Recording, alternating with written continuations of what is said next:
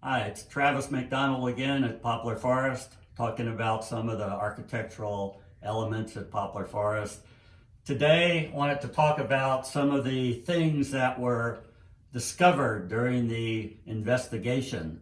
The house, of course, had been altered after a fire in 1845, turned into a farmhouse.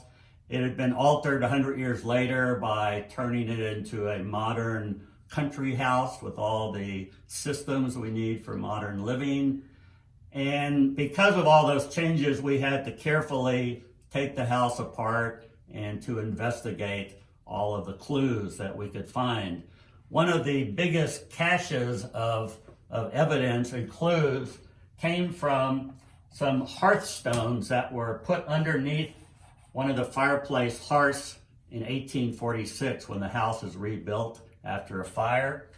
And what they were doing was taking chunks of plaster that had been taken off the wall, crunching them up to get a sand, because plaster is mostly sand, and then using that sand bed to put the stones in as a bedding material.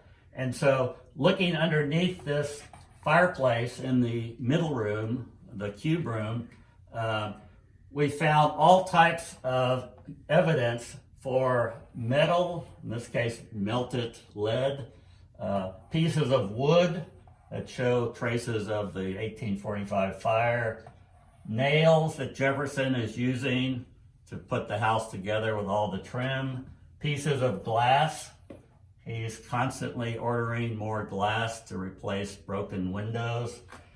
And very importantly, pieces of plaster that have all the colors for the pigmented lime washes that were on the plaster walls. And then two pieces of the entablature ornaments that were terracotta. In this case, the chin of the Apollo face was discovered. And this gave us all of the evidence we needed to figure out the size of the entablature and what the material was. And all the other debris that was in this bed is really debris from the 1845 fire. And it just, as I said, so happened they were using some of that to put these stones in for a bed of material. So this has really been one of the great finds during the investigation.